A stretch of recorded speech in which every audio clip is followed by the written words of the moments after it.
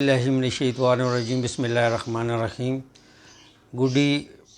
Nature and bird every کی جانب سے خالد منصور آپ کو سلام عرض کرتا ہے، آداب عرض ہیں۔ سب سے پہلے میں آپ کا بے حد مشکور ہوں ان سب دوستوں کا جنہوں نے میرے چینل کو سبسکرائب کیا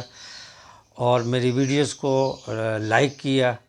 اور انہیں پسند کیا، پرسنلی بھی مجھے کمنٹس دیے اور یوٹیوب پہ بھی کمنٹس دیے، جن کا میں آپ سب کا بے حد مشکور ہوں۔ اور جو دوست میری ویڈیوز کو دیکھ رہے ہیں لیکن انہوں نے ابھی تک چینل کو سبسکرائب نہیں کیا، تو میں ان سے یہ ریکویسٹ کروں گا کہ وہ سبسکرائب کے بٹن کو پریس کریں اور چینل کو سبسکرائب کریں تاکہ میری ویڈیوز آپ کو ڈائریکٹ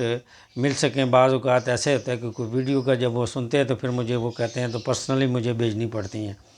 تو آپ سے گزارش ہے کہ آپ نے دیکھی ہیں میری ویڈیوز تو کائنڈلی آپ میرے چینل کو سبسکرائب بھی کریں۔ جیسا کہ آپ نے دیکھا ہے کہ میں نے اس سے پہلے نیچر کے بارے میں بہت ساری ویڈیوز بنائیں اور آپ نے ان کو بہت پسند کیا، تو میرے چینل کا نام بھی آپ نے دیکھا ہے کہ گڈی نیچر اینڈ برڈ ایوری۔ تو برڈز کے حوالے سے بھی کیونکہ میرا بھی اس حوالے سے شوق ہے اور میں بہت عرصے سے میں نے برڈز رکھے ہوئے ہیں اور ان کے اوپر میں نے کام بھی کیا ہے، تو الحمدللہ بہت سارے دوست احباب جو ہے وہ کیونکہ میرا تعلق میڈیکل شعبے سے ہے تو بہت سارے دوست احباب برڈز کے علاج و معالجے اور ان کی بیماریوں کے حوالے سے میرے ساتھ اسپیشلی بات چیت کرتے تھے۔ تو پھر اسی تناظر میں نے سوچا کہ کیوں نہ آج کی ایک ویڈیو بنائی جائے جو کہ اس وقت میرے بہت سارے دوستوں کو جس چیز کے بارے میں یا جو پرابلم آ رہی ہے وہ برڈ میں انفرٹیلٹی ہے۔ بیسیکلی اس وقت بریڈنگ سیزن شروع ہے اور بہت سارے دوست یہ کمپلین کر رہے ہیں کہ ان کے برڈ انڈے تو لے کر رہے ہیں لیکن انفرٹائل ہو رہے ہیں، انفرٹیلٹی نہیں ہے۔ تو بیسیکلی اس سے انفرٹیلٹی کی بہت ساری ریزن ہے، کوئی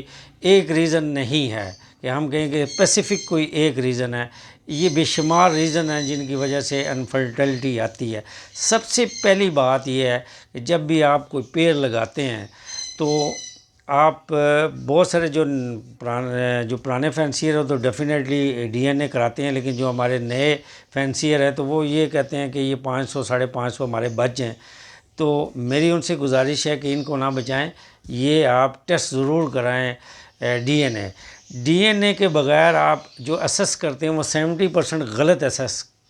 ہو جاتا ہے ہم سے، چاہے ہم جتنا بھی کہیں کہ ہمیں تجربہ ہو گیا تو کہیں نہ کہیں ہم چوک کھا جاتے ہیں اور ہم سے غلطی ہو جاتی ہے۔ لہٰذا آپ اس چیز کو 100% انشور کرنے کے لیے کہ برڈ ہمارے جو ہیں وہ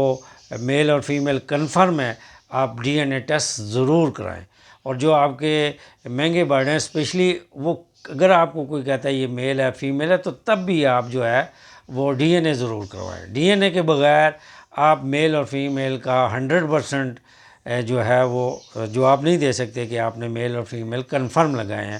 حالانکہ ڈی این اے میں بھی بعض اوقات وہ بھی 99% کہتے ہیں رزلٹ ہے، تو کچھ پرسنٹیج وہ اس لیے کہتے ہیں کہ کہیں وہاں بھی غلطی ہو سکتی ہے۔ پہلی جو غلطی ہے یا جس کی وجہ سے ہم انفرٹائل ایگ آتے ہیں ہمارے، وہ میل اور فیمیل کا کنفرم نہ ہو سکتا ہے۔ جو دوسری لگائی ہے وہ فیمیل اور ایک فیمیل انڈے دے رہی ہے، پھر دوسری دے رہی ہے اور آپ دیکھ رہے ہیں کہ انڈے پہ انڈے آ رہے ہیں لیکن فرٹائل نہیں ہو رہے، یہ ایک بیسک ریزن ہے۔ دوسری ریزن یہ ہے کہ جب ہم پیئرنگ کرتے ہیں تو وہاں پیئرنگ کرنے میں بھی ہم سے بہت ساری غلطی ہوتی ہے، پیئر باؤنڈ نہیں ہوتے، یعنی باہم وہ ایک دوسرے کے ساتھ اٹیچ نہیں ہوتے۔ اٹیچ نہ ہونے کی وجہ سے فیمیل اپنے ٹائم پہ یا ہیٹ پکڑ کے وہ انڈے دے دیتی ہے، لیکن ان کا کیونکہ آپس میں تال میل نہیں ہوتا اور کراس نہیں کرتے اور انفرٹائل جو ہے وہ آپ کو انڈے ملتے ہیں۔ لہٰذا پیئر